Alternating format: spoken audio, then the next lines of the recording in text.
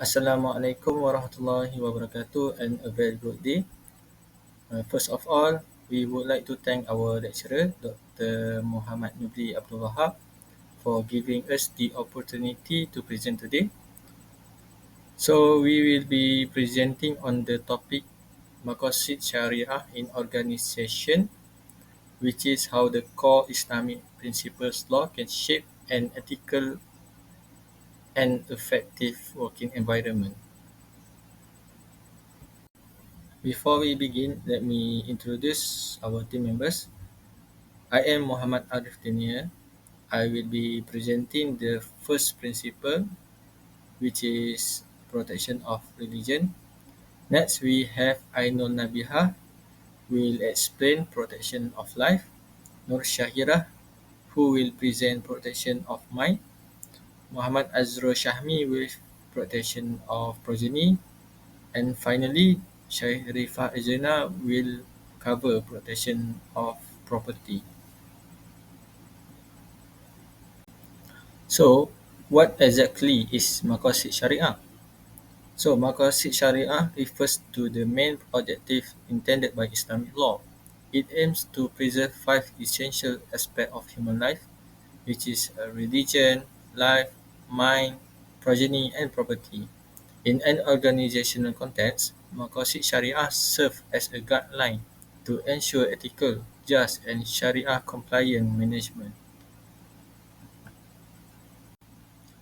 Now, let's focus on the first principle, which is protection of religion.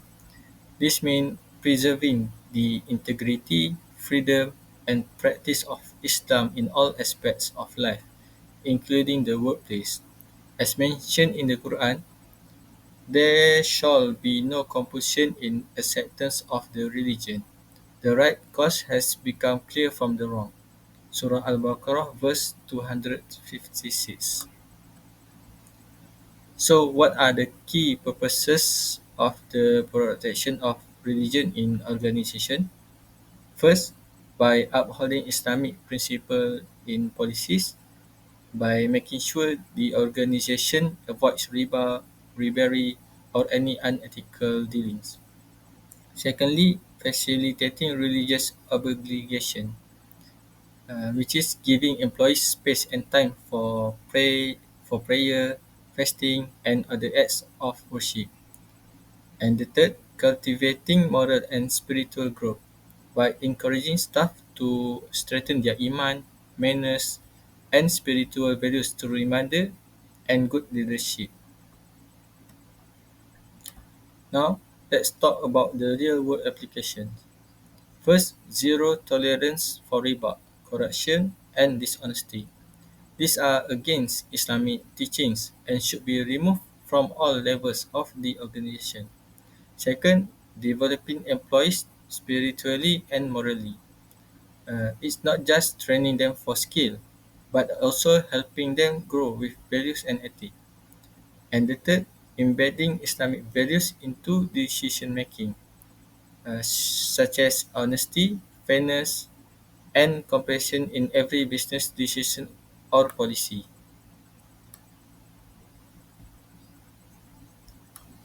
So, by that, when religion is protected, blessings follow. When blessings are present, performance improves.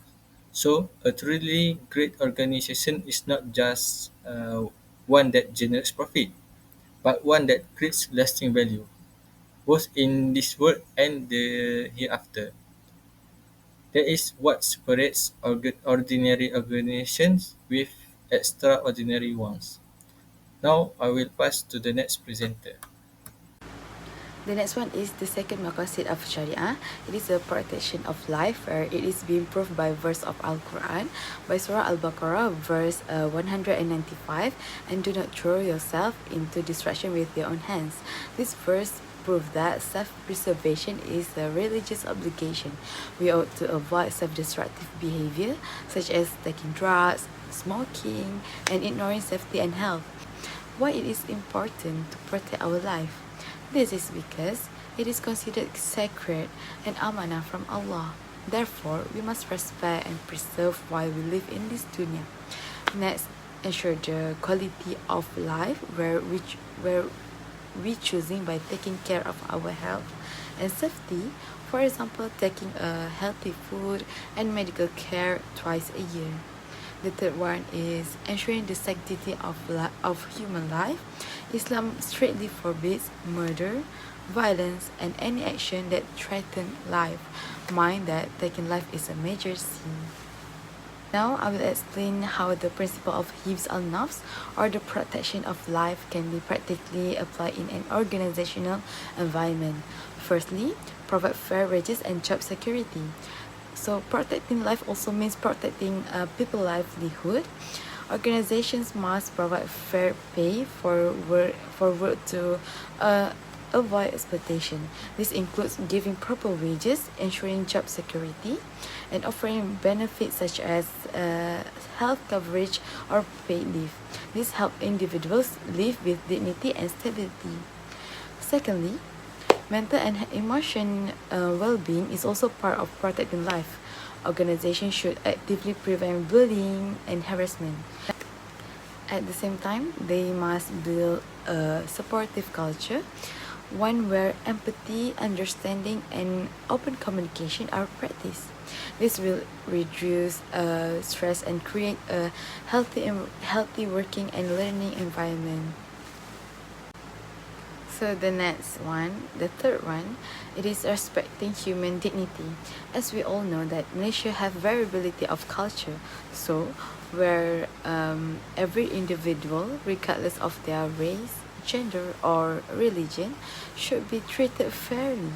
Organizations must avoid any kind of public shaming, discrimination, or threats. This is not only protecting their emotional safety but also honors the Islamic values of human dignity. Finally, ensuring physically safety is a direct way to protect life. This includes keeping workplace and schools clean and hygienic.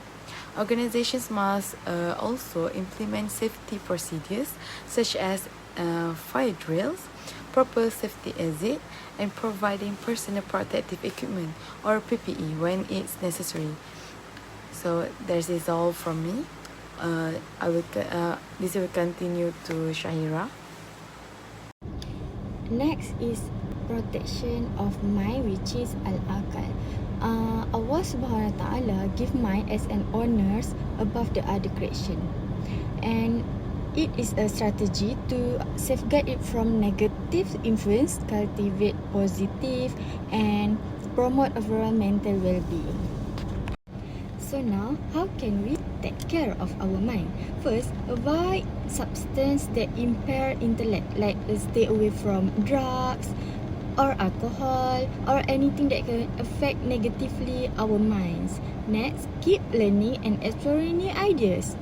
Thirdly, prioritize emotional well-being, like seek help when needing, go to counseling or talk to others' friends.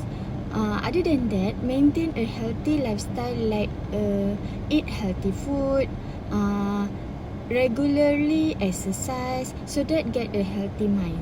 Lastly, avoid harmful influence like toxic relationship, because that can lead to unhealthy minds and unhealthy thinking. Okay, now for the example, for the few things that can make unhealthy minds, which is alcohol can leading to memory problems. Poor diet and lack of sleep will affect focus, emotional regulation. Thirdly is a chronic stress can lead to mental health, anxiety, and burnout. Lastly is smoking can reduce oxygen to the brain. So how to solve this? First is limit alcohol consumption. The next is prioritize sleep, which is 6 to 8 hours per day, and eat a balanced diet. Seek professional help if have a mental sickness. Lastly is avoid smoking. who have believed in the intoxication, gambling, stone altars, and divining or arrows are but development from the word of Satan. So avoid it that you may be successful. Surah Al-Ma'idah ayat 90. So from this dalil that show that Islam prohibits anything that can damage the mind, such as intoxication, because the mind is the primary tools for understanding religions and fulfilling religion's obligation. Thank you. Assalamualaikum and salam sejahtera. My name is Muhammad Azrul Shami bin Sajali and my metric number is DA22075, and I will be presenting about protection of progeny. So do not go near adultery. It is truly a shameful deed and an evil way. Surah Al-Isra 17:32. So this verse reminds us to avoid anything that can lead to immoral act. In the context of workplace, it means in maintaining professional boundaries and making sure the environment is respectful, safe, and ethical for both men and women. So making Islam a way of life in an organization. So how do we apply it in real life? So first thing first, we have to set clear ethics and values based on Islam.